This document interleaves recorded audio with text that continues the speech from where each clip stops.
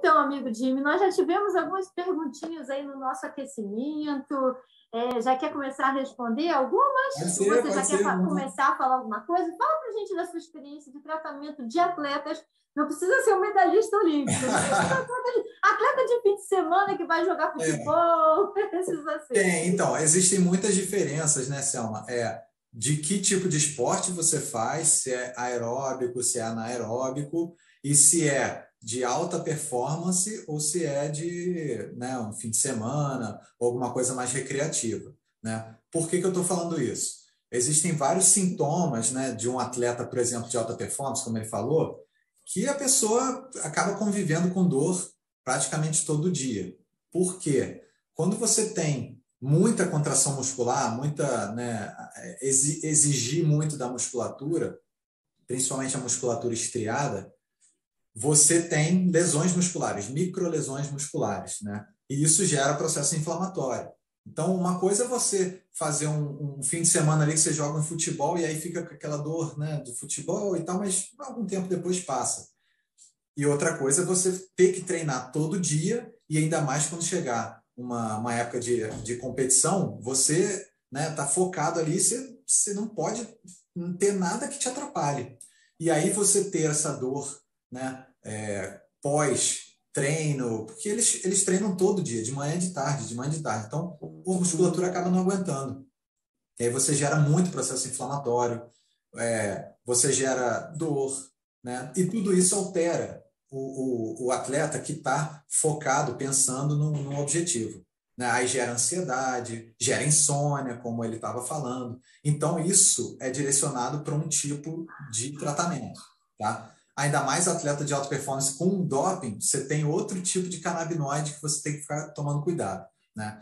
Então, assim, eu tenho muitos pacientes que são atletas que eu posso usar THC tranquilo para usar para dor, tá? Que tem um efeito bom. É lógico que eu acabo usando sempre o full espectro, tá? Por quê? Efeito comitiva, que a gente conhece, né? Porque se você usar o CBD puro, primeiro que você vai ter que aumentar muito a sua dose, tá?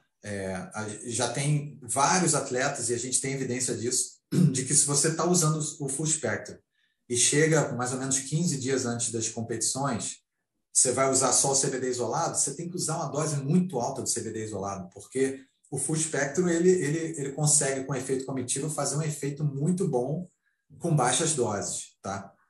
Isso às vezes. Só dar uma paradinha para explicar alguns pacientes nossos que estão Ah, assistindo aqui tá. online a diferença dos óleos. Né? Nós temos Isso. basicamente três grandes grupos de óleo. Né? O CBD puro, que é o canabidiol isolado, esse que você pode usar nos atletas e não é pego no doping. Né? E nós temos Aham. outras preparações em que você tem uma associação com outros componentes que também são extratos da cannabis sativa. Né? Quando você tem, então, uma associação do canabidiol com outros canabinoides Canabinoide. que não THC, né? E Uhum. associado aos flavonoides e terpenos, nós temos o óleo chamado de broad spectrum. Esse não tem nenhum THC. Quando ele tem uma pequeníssima concentração, e no Brasil é permitido até 0,3%, nós chamamos isso de óleo full spectrum.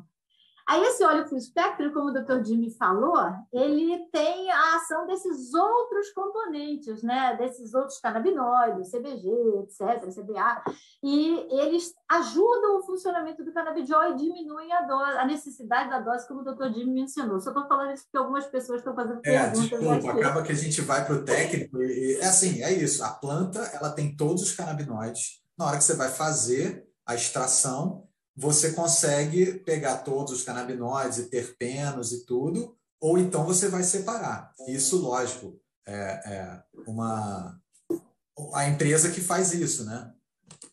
Na hora de extrair. Então, por exemplo, um atleta de fim de semana, eu consigo usar um full espectro, usar até um pouco mais de THC, que hoje em dia a gente está conseguindo importar com algumas empresas que têm uma quantidade de THC maior do que CBD, né? Então você consegue fazer esse manejo. A gente tem algumas evidências de que, por exemplo, atividade de long endurance, né? Tipo maratona, triatlo, você tem benefícios de usar o THC durante a prova, às vezes com gummy, ou, né, ou inalando, ou PET, ou até pomada, e depois da prova como recuperação. Mas antes da prova, ele pode ser prejudicial nesses atletas, porque ele acaba que ele vai sedar um pouco mais esse atleta e vai desvirtuar ele da atividade que ele tem que fazer. Por exemplo, o THC, ele vai promover, às vezes, uma bradicardia.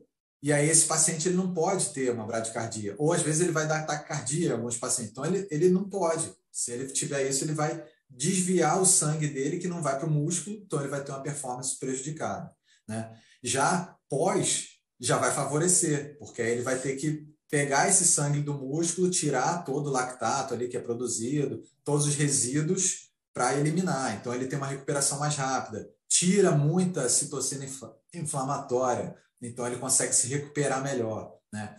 Então, essas lesões musculares, né, que acaba que é um dos focos do esporte, a gente tem muito benefício, porque além dela atuar como anti-inflamatório, né, a cannabis, ela age igual esses anti-inflamatórios, no mesmo sítio de ação dos anti-inflamatórios, só que ela não age da mesma maneira, né? Ela modula, ela em vez de ir contra, é como se fosse um trem, né? Você tem um trem que está seguindo. Aí você quer fazer um anti-inflamatório, você vai botar uma coisa contrária e vai bater nesse trem. Você vai parar esse trem com uma coisa na frente dele.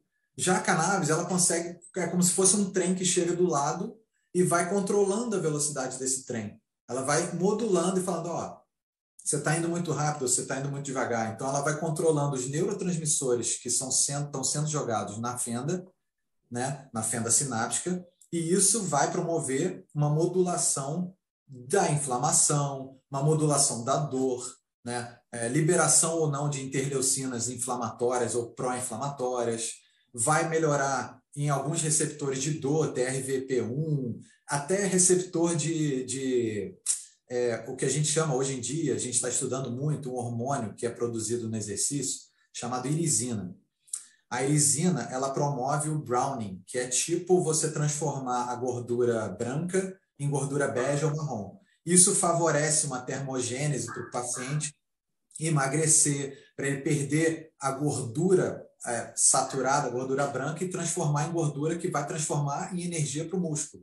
Então, a gente está tendo essa relação e aí a gente vê que a cannabis atua no fator de ativação da irisina. Então, assim, a gente fala, cara, a cannabis realmente tem uma atuação muito legal na recuperação muscular e na performance muscular, né? Então, tem muito estudo sendo feito hoje em dia que ainda não saiu o resultado porque é longitudinal, precisa de um tempo, né, para a gente ter a certificação científica, mas a evidência a gente tem bastante, assim como o Thaleson estava falando, né? Então, você tem muita evidência de melhora, muitos casos, né, que a gente ainda tem que fazer mais estudos, mas já tem uma certeza de que tem um benefício sim, tá? No esporte, né? Eu vou dar aqui um alô para alguns amigos. Bruno Gino, saudações do Canadá. Oba, Bruno, bem-vindo.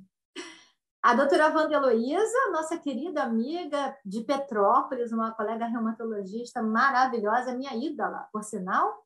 A Solange Carvalho, Andréa dos Santos, Hilda, Cris Palácios, Blanca Costa, André Fajardo. E tem uma pergunta aqui do Vitor Gurgel. Existe uma previsão do THC ser liberado? Porque sei que para algumas patologias ele também é recomendado e nem eu imagino por que manter se não altera as performances. O THC é uma questão, né? O que acontece?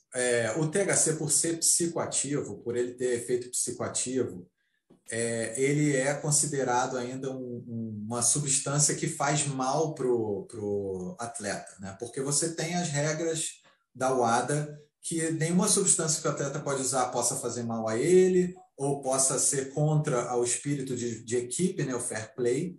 Então, o THC ainda é visto como uma coisa que altera a psique do paciente, altera do atleta, altera essa parte neurológica do atleta. Então, ainda é proibido por isso, né? pô, já foi um grande avanço, eu acho, a UADA liberar o CBD. Agora já está se estudando de repente, liberar os outros canabinoides, tá? Porque aí a gente vai poder usar o broad spectrum, um full spectrum sem o THC, tá? Eu já soube, sinceramente, de alguns atletas que já usaram THC e não foram pegos no doping. Por quê?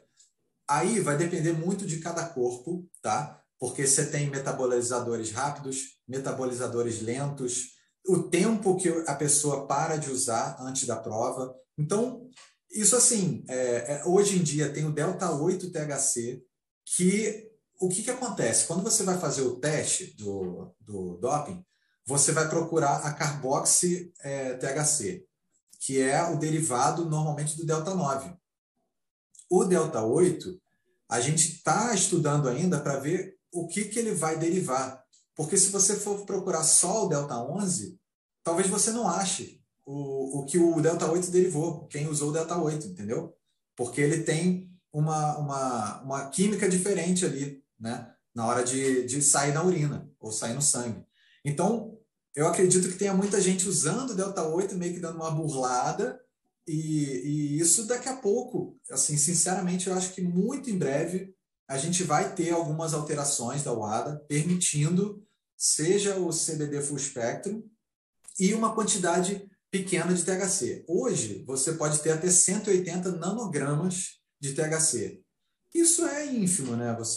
Às vezes, você usar até um full spectrum, você pode passar pelo doping, porque como é 0,3, e dependendo da época que você usa, isso pode, de repente, não ser pego. Mas é um risco para um paciente, para um atleta que, poxa, pode arriscar a carreira dele, entendeu?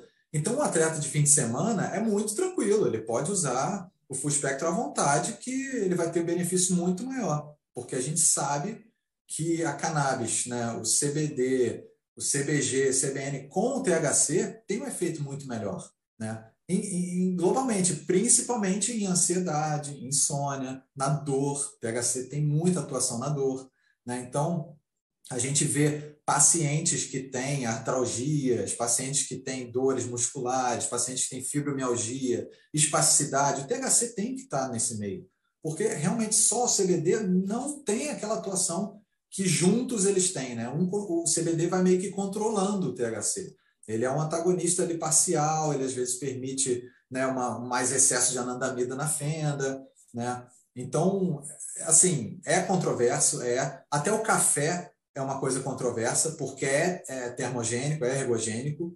Uma época foi proibido, a UADA liberou em 2004, porque viu-se que você tem que tomar, sei lá, 7 xícaras antes de fazer uma prova. Então, sabe, ninguém faz isso. Então, poxa, ficar proibindo um negócio que não vai realmente afetar tanto o atleta na performance dele e vai fazer muito benefício para ele, por que não, sabe? Então, é bem discutido isso, assim, né?